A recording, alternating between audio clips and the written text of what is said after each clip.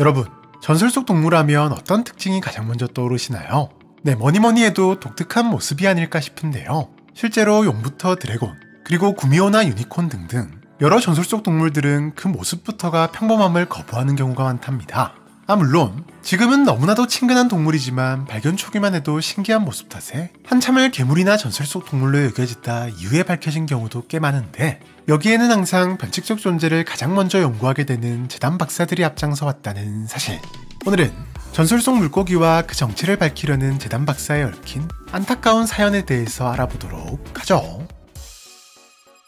1919년 1월의 어느 날, 재단에 아주 흥미로운 제보 하나가 들어왔답니다. 북미의 한 마을에서 누가 봐도 요상한 송어 하나가 발견된 것. 네, 딱 보자마자 눈에 띄는 그것. 바로 물고기에게서 보는 건 너무나도 어색한 털이 있는 송어였는데요.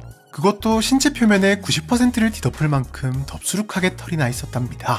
다만 녀석은 세포학적으로는 평범한 민물송어와 전혀 다를 게 없었고, 하필이면 죽은 상태로 발견된 터라 털의 용도도 알아낼 수 없었는데요. 이에 알 수 없는 이유로 평범한 송어보다 체온이 낮기 때문에 생겨난 게 아닐까라는 추측 등 여러 의견들이 제시되었는데, 그 중에서도 한 가지 흥미로운 의견이 있었으니, 사실 털난 송어는 해당 지역에서 전설 속 물고기로 여겨져 온 신비로운 생물이라는 것, 그리고 이 말인즉슨 녀석은 꽤 오래전부터 존재해온 생물이며 더 많은 개체가 존재할 가능성은 물론 또 다른 변칙적 능력을 가진 존재, 즉 SCP일 가능성이 있다는 의미였답니다. 이에 재단은 즉시 털난 송어를 SCP-2600으로 지정, 연구는 빠르게 급물살을 타기 시작했는데요. 마침 제임스 dob슨 박사가 2600의 연구에 유독 관심을 보였는데, 사실 2600이 발견된 지역이 그의 고향이었던 데다 어린 시절부터 털난 송어를 직접 잡아보는 게 꿈이었을 만큼 이미 2600에 대한 전설도 잘 알고 있었던 그는 가장 뛰어난 연구원들과 최첨단 과학기술까지 갖춘 지금이라면 자신의 꿈을 이룰 절호의 기회라고 생각했기 때문인데요. 이에 재단 상무 역시 dob슨을 2600의 연구이사관으로 임명했고, 그는 직접 팀을 꾸리고 맞춤 연구시설까지 지으며 본격적인 연구를 시작한답니다. 그런데 약 1년 뒤, 모든 권한을 박탈당한 채 해임된 dob슨 박사. 이게 도대체 어떻게 된 일일까요? 그의 팀은 연구 시작과 동시에 또 하나의 2600을 확보하며 기분 좋은 스타트를 끊었는데, 지역 수로를 조사하던 연구원 한 명이 우연히 죽은 지 얼마 안 된 2600 개체를 발견했던 것. dob슨은 즉시 다방면으로 연구를 진행했고, 며칠 뒤 드디어 고대하던 결과가 나왔는데요. 하지만 그는 연구 결과를 도저히 믿을 수 없었답니다. 2600이 가진 털은 변칙성 따위가 아니었기 때문인데요. 그저 송어의 피부 표면이 해당 지역에 존재하는 수중 곰팡이에 감염되면서 섬유 조직이 자라났고, 그게 마치 털이 난 것처럼 보였던 것. 네, 녀석은 특별한 능력을 가진 전설 속 물고기가 아닌 그저 곰팡이에 감염된 불쌍한 송어 그 이상도 이하도 아니었답니다. 하지만 박사는 도저히 이 사실을 믿을 수 없었는데요. 아니, 어쩌면 그는 자신이 어릴 적부터 굳게 믿어온 전설 속 존재가 존재하지 않는다는 사실을 인정할 수 없었던 걸지도 모르겠습니다. 분명한 과학적 결론이 나왔음에도 연구를 여기서 그만둘 수 없다고 생각한 그는 절대 해서는 안 될 행동을 하고 말았으니, 보고서 제출 날짜가 다가오자 연구원에게 연구 결과를 추측해서 써달라고 부탁한 것. 네, 그는 진짜 특별한 변칙성을 지닌 송어가 어딘가에 존재할 것이라는 생각을 버릴 수 없었고, 그것 하나만 찾아낸다면 이 모든 잘못도 해결될 것이라 생각한 것인데요. 하지만 연구를 하면 할수록 그의 절실한 희망은 절망으로 바뀌어갔고, 그제서야 자신이 받게 될 처벌이 두려워진 박사는 급기야 팀원들마저 속인 채 거짓 보고서를 작성하기에 이른답니다. 물론 그의 거짓 행각은 그리 오래 가지 못했는데, 어딘가 이상함을 느낀 재단 상부에 의해 2600의 연구자료에 대한 대대적인 검토 작업이 예고된 것. 이제 도저히 물러설 곳이 없었던 박사는 2600이 다른 송어에게 털이 나는 변칙성을 옮길 가능성이 있다며 격리 실패가 발생하기 전에 제거한다는 명목으로 서식지로 추측되는 모든 곳을 폭파시키는가 하면, 살아있는 개체는 물론 죽은 개체까지도 자신이 직접 관리함으로써 누군가가 2600과 접근하려는 것 자체를 막으려 했는데요. 네, 자신의 거짓말을 숨기려는 최후의 발악이었지만 이미 팀원들조차 그에게 등을 돌린 상황. 얼마 뒤 모든 것이 끝났다는 것을 직감한 그는 자신의 사무실에서 시끄럽게 울리는 전화를 뒤로한 채 수면제를 한 움큼 털어넣었답니다. 다행히 목숨은 건졌지만 모든 잘못이 밝혀진 dob슨 박사는 공식적으로 해임되었고, 2600은 더 이상 특수격리 절차가 필요하지 않은 해명 등급으로 수정되었다고 하네요. 2016년 9월 1일, 재단에 한 첩보가 접수된답니다. 첩보의 시작은 인터넷에 올라온 하나의 글이었는데, 글에 따르면 평소처럼 공원에서 산책을 하던 데이비씨는 그날따라 유난히 안개가 많이 낀 다리를 건너다 생전 처음 보는 장소에 도착하는데요. 다행히 평소 매일같이 다니던 산책길이다 보니 데이빗은 이상함을 금세 알아차렸고 왔던 길을 그대로 돌아 나와 별일은 없었지만 다음날 가보니 역시나 다리 너머는 평범한 산책길이더라 라는 주작으로 오해받기 딱 좋은 내용의 글이었지만 재단 요원에게는 무려 다른 차원과 연결되는 변칙성이 발견된 심각한 상황, 즉시 조사에 돌입한답니다. 다만 해당 장소는 특이할 게 전혀 없는 평범하디 평범한 산책길이었고 혹시나 하는 마음에 이런저런 방법을 시도해봐도 딱히 변칙성을 발견할 수는 없었는데요. 결국 해프닝 정도로 생각하고 기본적인 조치만 취한 뒤 복귀한 요원. 그런데 약 한 달여쯤 지난 10월 6일 설치해둔 장치에서 갑자기 변칙성 신호가 감지되었고 즉시 탐사를 위한 팀이 출동했으니 데이빗의 글처럼 확실히 이전과는 달리 다리에는 건너편이 보이지 않을 정도로 심하게 안개가 끼어있긴 했지만 위성 관측으로는 특별한 것이 확인되지 않는 상황. 결국 직접 탐사를 진행할 수밖에 없었는데요. 로스토버 박사와 맥콜 박사 그리고 바듀 요원으로 구성된 탐사팀은 잔뜩 긴장한 채 안개 속을 향해 걸어나갔고 이내 산책로와는 완전히 다른 풍경을 가진 장소에 도착할 수 있었답니다. 그곳엔 의외로 꽤 평범한 모습의 해변이 있었는데요. 다만 만에 하나 특수한 생명체가 존재할 가능성도 있었기에 탐사팀은 조심스레 주위를 살피며 발걸음을 옮기기 시작했답니다. 해변에 이어 숲과 초원 등 크게 특별할 것 없는 풍경이 이어지던 와중 탐사팀은 눈앞에 등장한 무언가에 발걸음을 멈출 수밖에 없었는데 아니나 다를까 정체불명의 생명체가 나타난 것, 그것도 꽤 다수가 말이죠.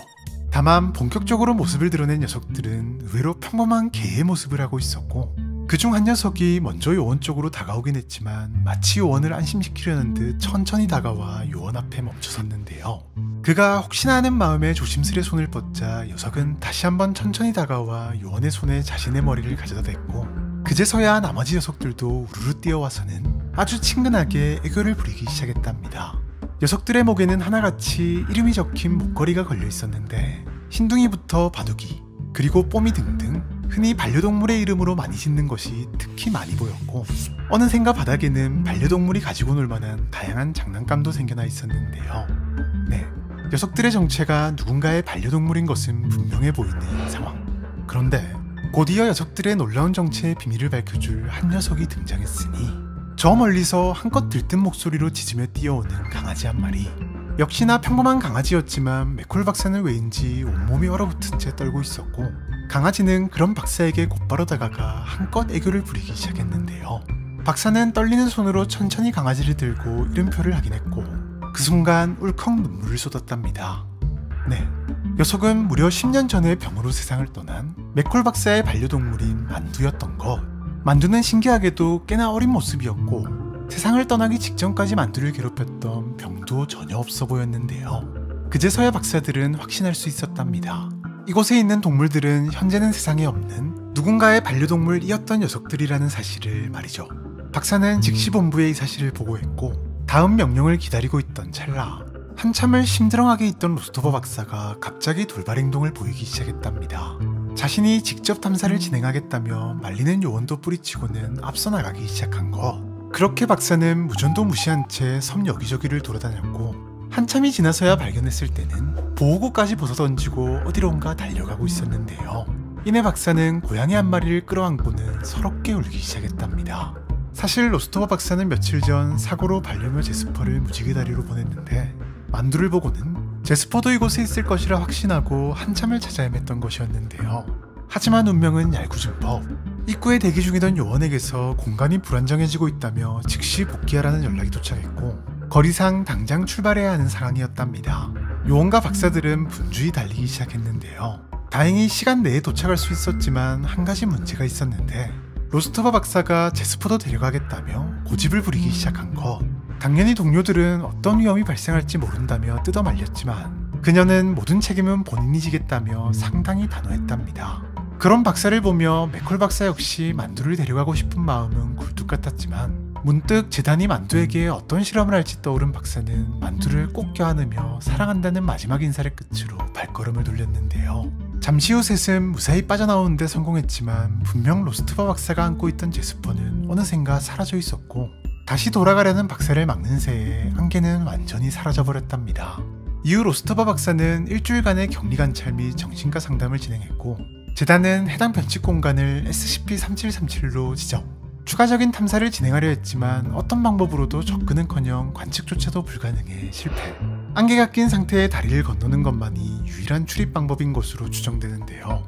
현재 재단은 격리를 위해 다리가 포함된 인근 땅을 통째로 매입한 뒤 정부가 특별 관리하는 구역으로 위장해 일반인의 접근을 막고 있답니다.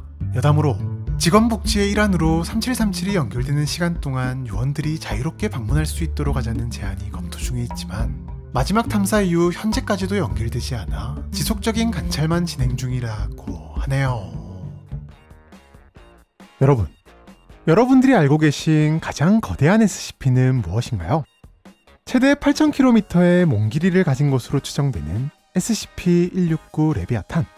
정확한 크기조차 가늠할 수 없는 미확인 바다괴물 SCP-1128 물속의 공포.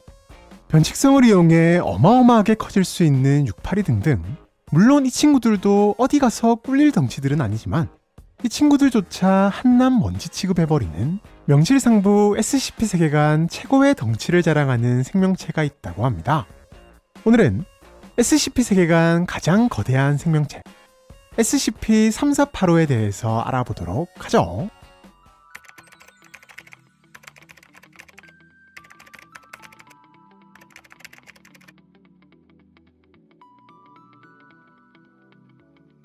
SCP 세계관에서 가장 거대한 덩치를 자랑하는 3485는 우리에게 꽤나 친숙한 바닷가재의 모습을 한 존재로, 보통의 바닷가재들에 비해 다소 비정상적으로 거대한 덩치를 가지고 있을 뿐 겉모습 자체는 평범한 바닷가재와 크게 다를 바가 없는데요.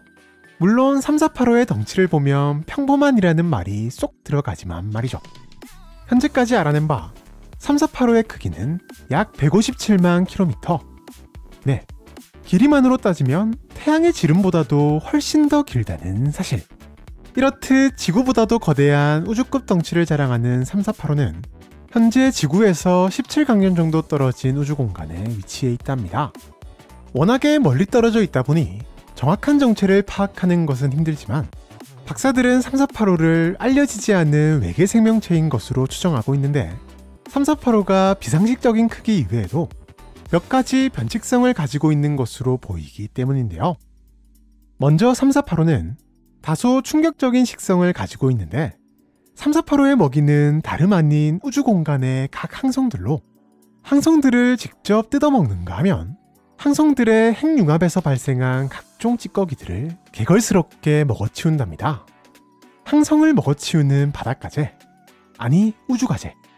당연히 말도 안 되는 소리 같지만 몇몇 박사들은 3485가 가진 특수한 신체 구조가 이를 가능하게 만들어주는 것이라 추측하는데요. 3485는 핵반응을 이용한 소화체계를 가지고 있는 것으로 보이는데, 이 덕분에 단 하나의 폐기물도 남기지 않고 섭취한 모든 것을 에너지로 전환하며, 이것이 바로 3485가 거대한 덩치를 멀쩡하게 유지할 수 있는 이유라는 것. 게다가 3485의 신체에는 혈액이 아닌 기체성 용액과 전기 에너지가 온몸에 흐르고 있어 거대한 몸 전체에 효과적으로 체온과 에너지를 공급하는 것이 가능한 것이라 설명했답니다. 물론 이 모든 추측들은 대략적인 관측을 기반으로 한 터라 사실 유무를 확인하는 것도 힘든 데다, 설사 사실이라고 해도 3485가 현재의 과학으로는 설명되지 않는 신체 구조를 가지고 있다는 사실에는 변함이 없는데요. 또한 3485는 항성들을 뜯어먹는 과정에서 시도 때도 없이 크고 작은 항성을 포함해 외계 행성들과도 자주 충돌하지만, 놀랍게도 조금의 피해도 입지 않는 것은 물론 충돌 과정에서 발생하는 고열이나 방사능에도 면역인 것으로 보인답니다. 뿐만 아니라 3485는 항성과 항성 사이를 순식간에 옮겨 다니는 것이 관측되었는데, 이에 몇몇 박사들은 3485에게 순간이동 능력이 있는 것이 아닌가 추측한다고 하네요.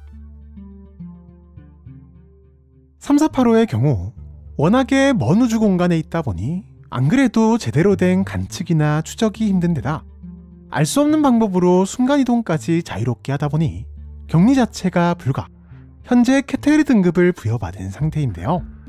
제 아무리 재단이라 해도 태양보다 큰 존재를 격리할 방법은 없기에 현재 재단은 3485와 관련된 정보 유출 방지에 전력을 쏟고 있답니다. 이를 위해 재단 요원들은 각국의 항공우주기관의 침투에 3485의 움직임을 포착함과 동시에 3485와 관련된 모든 정보들을 빼돌리고 관련 기억을 가진 사람들의 기억을 제거하고 있는데요. 또한 동시에 3485가 발견되는 즉시 누군가의 질 나쁜 장난이라는 소문을 퍼뜨려 사람들의 관심을 없애고 있답니다. 이는 처음 3485를 관측한 천문학자 A씨가 당시 태양보다 큰 바다가재를 발견했다는 발표 때문에 온갖 비난과 조롱을 받았던 것에 아이디어를 얻어 만든 격리 절차로 다행히 현재까지는 효과적으로 진행되고 있는데요. 이 같은 격리와 동시에 3485의 정체를 밝히기 위한 시도도 진행 중이지만 아직까지는 여러가지 추측들만 무성한 상황.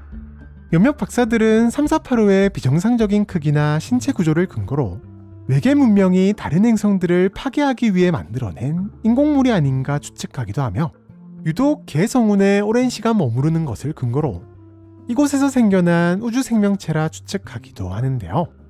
또한 만약 언젠가 3485가 태양에 관심을 보여 태양을 뜯어먹거나 태양계 행성들과 충돌하는 상황이 발생한다면 돌이킬 수 없는 사고가 발생할 것이라 경고하는 박사들도 있었답니다. 그런데 얼마 전 관측을 통해 3485가 한 우주 공간으로 순간이동한 이후 모든 행동을 멈춘 것이 포착되었는데요. 이에 순간이동할 에너지를 전부 소모한 것이다. 실수로 특정 우주 공간에 갇혀버린 것이다. 혹은 임무를 마치고 스스로 행동을 멈춘 것이다 등등 다양한 추측들이 나오고 있답니다. 또한 만약 어떤 이유로든 3485가 이 상태를 3년 이상 유지한다면 3485가 굶어 죽은 것으로 간주, 무효화를 선언할 계획이라고 하네요.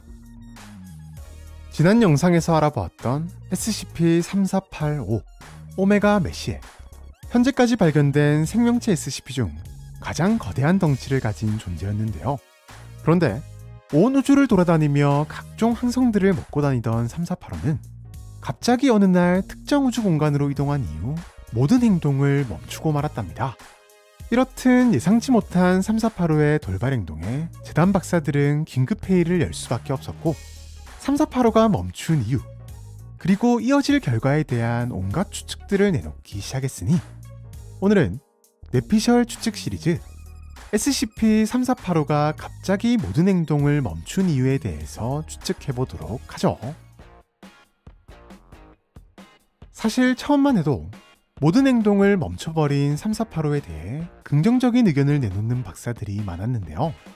재단의 힘으로는 태양보다도 거대한 덩치를 가진 존재를 제거할 방법은커녕 격리할 방법도 마땅치 않으며 지금처럼 정보를 숨기는 것도 한계가 있다 보니 항상 정보가 유출될 위험성이 있는 데다 아무리 지금은 멀리 있는 3485라고 할지라도 순간이동 능력으로 언제 지구 근처로 이동해 올지도 모르는 상황. 이유가 뭐가 됐건 스스로 아무것도 없는 곳으로 가서 행동을 멈춰주는 건 오히려 환영할 일이었기 때문이랍니다. 게다가 마침 3485가 이동한 곳은 먹이는커녕 아무것도 없는 곳. 이 말인즉슨 3485가 굶고 있을 가능성이 높으며 거대한 덩치를 유지하기 위해 엄청난 에너지가 필요할 것으로 예상되는 3485의 특성상 3년 정도가 지나면 보유 중인 에너지가 고갈되어 굶어 죽을 것으로 예상되었기 때문인데요. 하지만 이에 대해 몇몇 박사들은 3485가 멈춰있는 이유에 따라서는 더 위험해질 수도 있다는 의견을 내놓기도 했으니 3485와 관련하여 박사들이 내놓은 수많은 추측들 다들 저마다 그럴듯한 근거가 있는 주장이었지만 그 중에서도 단연 3가지 주장이 가장 많은 지지를 받았답니다. 탈피를 위한 것이다. 기본적으로 바닷가재들은 자신의 상한 껍질을 벗어내는 과정인 탈피를 통해 계속해서 성장하는데요. 거대한 덩치부터 각종 변칙적인 능력 등 3485를 평범한 바닷가재로 보기는 힘들지만 어쨌거나 저쨌거나 갑각류는 갑각류 3485에게도 탈피는 필수. 실제로 과거 3485가 탈피한 흔적으로 보이는 잔해까지 관측된 적이 있었던 터라 이번에도 탈피를 위한 시간이라 추측한 것이랍니다. 또한 3485는 덩치가 크고 워낙에 껍질이 두꺼울 것으로 예상되는 바 탈피하는데도 어마어마한 시간이 필요할 수 있고 탈피 직후에는 껍질이 연해져 항성과의 충돌에도 위험할 수 있기 때문에 스스로 아무것도 없는 안전한 장소를 택한 것이 아닌가 추측했는데요. 그리고 만약 3485가 정말로 탈피를 하는 중이라면 탈피를 마친 후에는 지금보다 더 크고 강해질 수 있다고 경고하기도 했답니다. 반면 몇몇 박사들은 보통의 바닷가재의 경우 나이를 먹고 몸집이 커질수록 껍질이 단단해지고 무거워져 탈피 과정에서 상당수 목숨을 잃는다고 말하며 3485 역시 탈피 과정에서 목숨을 잃었을 가능성이 있다고 주장한다고 하네요. 우주 공간에 갇힌 것이다. 3485의 관측을 맡고 있던 B 박사는 3485가 우주 공간에 갇혔을 가능성에 대해 제시했는데요. 사실 처음만 해도 이러한 B 박사의 주장에 대해 대부분의 박사들은 순간이동 능력이 있는 3485가 우주 공간에 갇힌다는 것은 말이 안 된다며 비난했답니다. 하지만 B 박사는 어쩌면 3485에게는 순간이동 능력이 없을 수도 있다고 말했는데요. B 박사는 관측 결과를 분석하는 과정에서 3485가 현재 있는 위치와 이전에 거쳐왔던 장소들 사이에서 한 가지 비슷한 점을 발견하게 된답니다. 일명 부서진 입구라 불리는 웜홀이 발생했던 흔적이 있었던 것인데요. 즉, 3485는 순간이동 능력을 가진 것이 아니라 그저 웜홀을 찾아내고 활용할 수 있는 능력을 가지고 있으며 우주 곳곳의 웜홀을 이용해 우주 공간을 순식간에 이동하고 있었다는 것. 하지만 이번의 경우 웜홀이 3485의 생각보다 빨리 닫혀버렸고 3485는 또 다른 웜홀이 발생하기 전까지 기다리고 있다는 것이었답니다. 물론 언제 어디서 생길지 모르는 웜홀의 특성상 3485가 영원히 빠져나오지 못할 가능성도 존재하며 반대로 3485가 무사히 빠져나온다면 어디로 연결될지 모르는 웜홀의 특성상 언젠가는 태양계로 연결될 가능성도 충분하다며 대비가 필요할 것이라 경고했다고 하네요. 짝짓기를 실패하고 시련의 아픔에 빠진 것이다. 3485에 대한 수많은 추측들 중에서도 가장 황당하지만 또 나름 그럴듯한 추측 중 하나는 바로 3485의 짝짓기 실패설.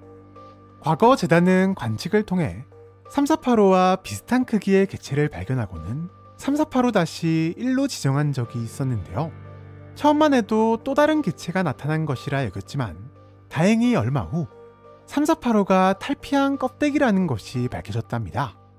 하지만 정작 3485는 자신과 비슷한 모습과 덩치를 가진 껍데기를 같은 종족으로 생각한 것인지 직접 먹이도 가져다 주는가 하면 우주 곳곳을 데리고 다니기도 했는데요. 물론 이는 단순한 반가움 때문만은 아니었던 것 같습니다. 조금의 시간이 지난 후 3485는 흑심을 드러냈는데요. 바로 3485-1에게 짝짓기를 시도한 것. 하지만 껍데기일 뿐인 3485-1은 당연히 아무런 반응이 없었고 두 번의 시도 모두 실패한 3485는 화가 났던 것인지 직계발을 이용해 3485-1을 공격했답니다. 그렇게 3485-1의 몸에 커다란 구멍이 나고 나서야 3485는 자신이 짝짓기를 시도했던 대상이 다름 아닌 자신의 껍데기라는 것을 눈치채고는 그대로 항성에 냅다 던져버렸답니다. 물론 얼마 뒤 그동안의 정이 생각났던 것인지 급하게 껍데기를 구하러 가긴 했지만 이미 항성에 모조리 불타버린 터라 빈손으로 돌아갈 수밖에 없었는데요. 그리고 이 사건이 있고 몇 년 이후 3485가 갑자기 모든 행동을 멈춰버린 것. 네, 어쩌면 자신은 평생 짝짓기를 못할 것이라는 현실 때문에 혹은 자신의 껍데기에 짝짓기를 하려던 스스로에게 극심한 현타를 느끼고 모든 행동을 멈춘 것이 아닌가 추측했답니다. 다만 이것이 사실이라면 3485가 번식의 본능을 가진 것으로 보아 정말 우주 어딘가에는 또 다른 3485 개체들이 존재할 가능성도 있다고 하는데요. 이렇듯 3485가 멈춰있는 이유에 따라 상당히 골치 아픈 상황으로 이어질 수도 있기에 현재 지속적인 관측과 연구를 통해 이유를 밝혀내려 노력 중이라고 하네요. 심하게 부서져 내린 한 폐건물. 이곳은 동네에서도 꽤 유명한 버려진 지 오래된 건물인데요. 건물 내부까지도 여기저기 부서진 탓에 사람이라곤 없을 것만 같은 이곳에 잔뜩 기대에 찬 얼굴을 한 남자아이 한 명이 조심스레 모습을 드러냈답니다. 평소 미스터리를 누구보다 좋아하는 해리는 영상이나 영화를 매일같이 보는 것도 모자라 얼마 전부터는 직접 미스터리한 장소를 방문해 탐사하는 취미를 즐기고 있었는데 마침 며칠 전부터 집 근처 건물에서 밤만 되면 이상한 소리가 들린다는 소문이 돌기 시작했고 도저히 궁금함을 참지 못했던 해리는 겁도 없이 혼자 이곳을 찾아온 것이었는데요. 물론 막상 유령의 집 같은 내부를 보니 약간 쫄리긴 했지만 조심스레 건물 여기저기를 둘러보기 시작한 해리. 다만 아무리 둘러봐도 유령은커녕 아무런 소리조차도 들리지 않았고 지금까지처럼 헛소문인가 하며 발걸음을 돌리려는 찰나 뒤쪽에서 이상한 소리가 들려왔는데요. 즉시 반응에 몸을 돌린 해리였지만 아무리 유심히 살펴봐도 뒤쪽엔 아무것도 없었고 본격적으로 불안해지기 시작한 해리는 일단 밖으로 나가기 위해 발걸음을 옮긴답니다. 그런데 그 순간 또다시 뒤쪽에서 들려오는 이상한 소리. 다만 이번엔 조금 더 가깝고 명확하게 들렸는데 문제는 소리의 정체가 다름 아닌 돼지 울음소리였다는 것이었는데요. 하지만 이번에도 뒤쪽엔 아무것도 보이지 않았던 데다 애초에 이곳은 돼지가 있을 만한 장소 자체가 아닌 상황. 순간 공포가 밀려온 해리는 얼른 밖으로 나가려 돌아섰지만 그대로 얼어붙어 자신의 두 눈을 의심할 수밖에 없었답니다. 눈앞에 괴상한 모습의 돼지가 서 있었기 때문. 해리와 눈이 마주친 녀석은 무언가를 계속해서 중얼거리고 있었는데 자신도 모르게 귀를 기울인 해리가 들은 건 꿀꿀거리는 돼지 소리가 아닌 나는 돼지의 몸을 가지고 있다라는 분명한 인간의 말이었는데요. 믿을 수 없었지만 녀석은 계속해서 그 말과 꿀꿀거리는 소리를 번갈아 내고 있었고 완전히 공포에 질린 해리가 뒷걸음질을 치는 순간 빠른 속도로 해리를 향해 다가갔답니다. 다음날 아침 해리가 있던 폐건물 앞에 심각한 표정으로 모여있는 경찰. 네, 해리는 끔찍한 모습으로 이미 목숨을 잃은 상태였고 해리의 얼굴 여기저기에는 수많은 이빨 자국들이 남아있었는데요. 해리에게 무슨 일이 있었던 것일까요? 사실 해리가 마주친 녀석은 고스트 피그 또는 바디 오브 어 피그라 불리는 기생명체로 꽤 오래전부터 목격담이 전해져 오고 있는 녀석인데요.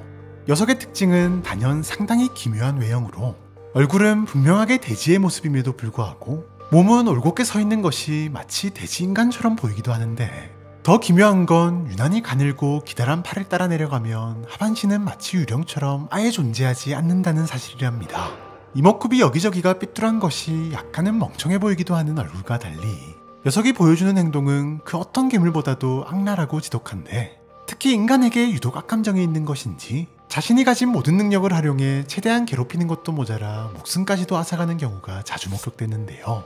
녀석은 유령 같은 신체 덕분인지 여러 물체를 통과하는 것이 가능한 것으로 보이는데 이를 이용해 계속해서 모습을 드러냈다 숨었다를 반복함과 동시에 꿀꿀거리는 소리를 내며 공포심을 심어주는 것을 시작으로 결정적인 시점에 의미불명의 인간의 말을 함으로써 사냥감을 극심한 공포에 빠지게 만드는데 대상이 공포에 완전히 잠식된 순간 그대로 달려들어 피해자를 붙잡고 늘어지며 이후로도 힘이 완전히 빠질 때까지 한참을 괴롭히다 결국엔 목숨을 잃게 만드는데요. 녀석에게 당한 피해자들은 공통적으로 살이 뜯겨나간 흔적은 없이 수많은 이빨 자국만 가득했는데 이 말인즉슨 오직 깨무는 고통만으로 죽음에 이르게 만드는 것으로 추정된답니다. 현재까지 보고된 바 건물 잔해부터 여기저기 방치된 물건 등 통과할 물체가 많은 폐건물에서 주로 목격된다고 알려져 있으며 아직까지 녀석의 정체나 인간을 공격하는 명확한 이유에 대해서는 밝혀지지 않았지만 녀석을 마주치고도 살아남은 사람들이 존재하는 것으로 보아 공격 대상으로 선정되는 조건이 분명 존재할 것으로 추정된다고 하네요.